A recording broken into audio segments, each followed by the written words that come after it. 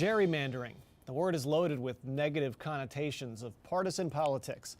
Gerrymandering is defined as using the process of redrawing district lines to benefit one political party.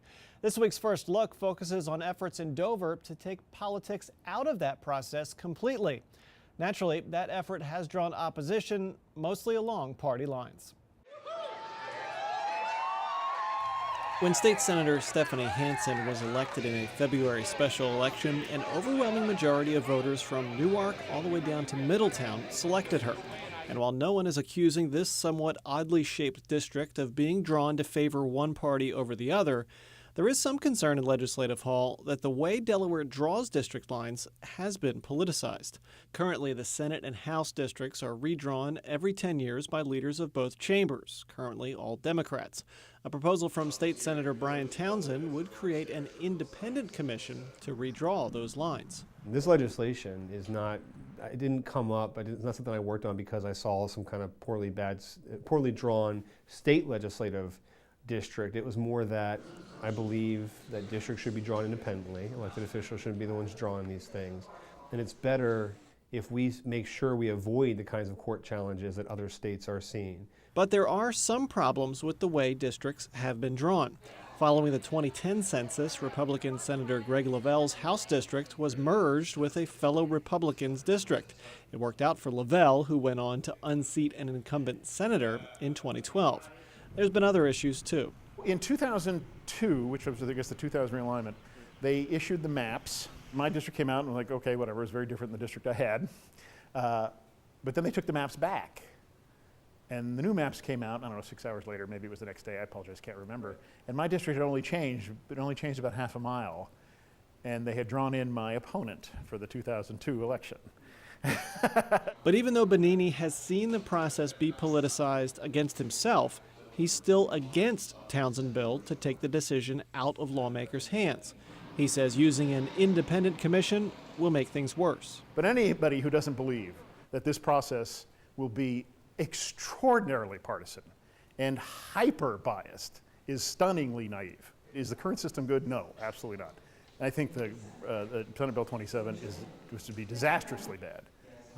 And will make it much more hyper-partisan. I just believe that voters should get to choose their elected officials. I don't think that elected officials get to choose their voters. You're not going to always be able to remove politics from it, but you can remove self-interest from it. So we as legislators who are representing this district should not be the ones who get to choose the lines. The state Senate approved Townsend's bill in early April, and it's now waiting action in the House. This is a good government initiative that people want. It's the way that it should be in our democracy. We can be a national leader on this issue. Republican opponents disagree, saying drawing district lines is one thing lawmakers are elected to do. Well, if we're not going to make these kind of decisions, why are we here, right? I mean, this is the basic democracy decision.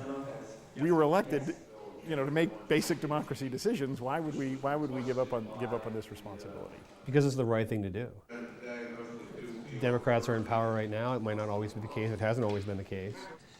But that's that kind of stuff is secondary, right? Or even lower than that in priority. This is the right thing to do. Townsend's bill calls for a complicated process to select 9 people who would make up the Redistricting Commission. Applications would be accepted and the commission would be picked at random. Those 9 would be made up of 3 current or former attorneys or judges. 3 would have to be Democrats, 3 would have to be Republicans, and 3 would have to belong to neither party. So a pretty complicated process there. Now, the fight over redistricting, it has been pretty bitter in some other states, but not so much here in Delaware. Why is that? Yeah, not too bad here in Delaware. The big fight nationally is really how redistricting affects congressional districts, which plays a role in the makeup of Congress, of course, and we've seen bitter divide along political lines there. Delaware, of course, has only one congressional district, held now by Lisa Blunt Rochester, but Townsend points out that eventually with Delaware's population growth, the state will get a second congressional district, and so this bill is sort of an effort to take the political fight out of that decision well beforehand. That's interesting stuff. Now, what's the status, though, of the bill, and then where does it go from here? So it was approved by the Senate on April 5th with support from just 2 Republicans. Republicans, Senators Brian Pettyjohn and newcomer Anthony Del Colo. Both of them were actually co-prime sponsors of the bill. So it moves to the House, where it's waiting for a committee hearing to be scheduled. Townsend hopes that will result in an eventual floor vote before the full House, before June 30th. There was an attempt to do this back in 2013.